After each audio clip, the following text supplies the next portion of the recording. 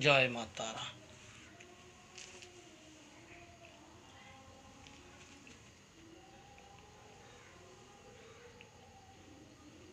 আপনাদের বাড়িতে বা আপনার বাড়িতে সর্বদাই দেখা যাচ্ছে কিছু না কিছু বা কেউ না কেউ রোগগ্রস্ত হচ্ছে।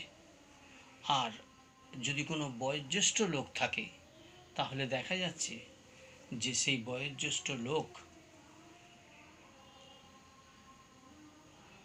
শারীরিক কষ্ট পাচ্ছে এবং অনেক দিন ধরে বিছানায় শয্যাগত হয়ে শুয়ে আছে।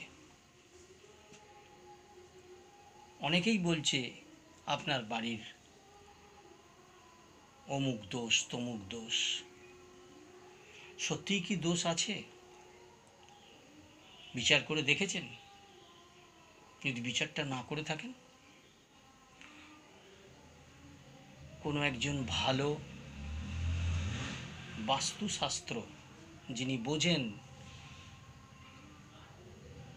তাকে দিয়ে বাস্তুটা বিচার করিয়ে নিন।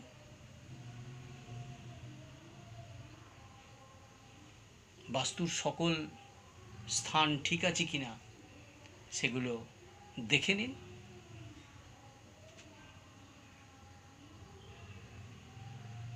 তাহলেই তো আপনার সব কিছু আস্তে আস্তে ঠিকের দিকে চলে যাবে।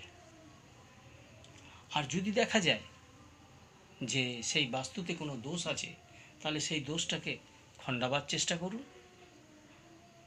অনেক রকমের রাস্তা আছে। ভয় পাওয়ার তো কিছু নেই, দুশ্চিন্তা করার তো কিছু নেই। আর বিশাল পরিমাণে খরচ হবে তাও তো নয়। আপনি আগে থেকেই ভেবে ফেলেছেন প্রচুর খরচ হবে, প্রচুর খরচ হবে। মোটেই নয়।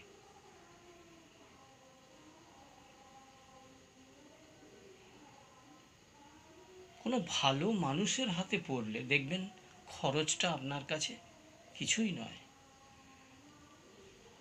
আপনি আস্তে আস্তে বা আপনার বাড়ির সবাই আস্তে আস্তে সুস্থ হয়ে উঠছে।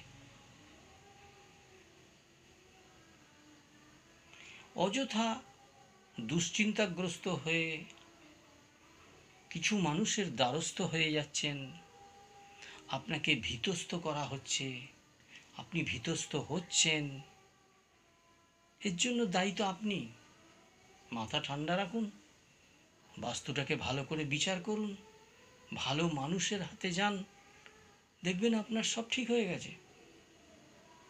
এবং যে ব্যক্তি রোগগ্রস্ত হয়ে বিছানায় আছে তার যদি মৃত্যুযোগ না থাকে তাহলে সে আস্তে আস্তে পুনরায় সুস্থ হয়ে উঠবে।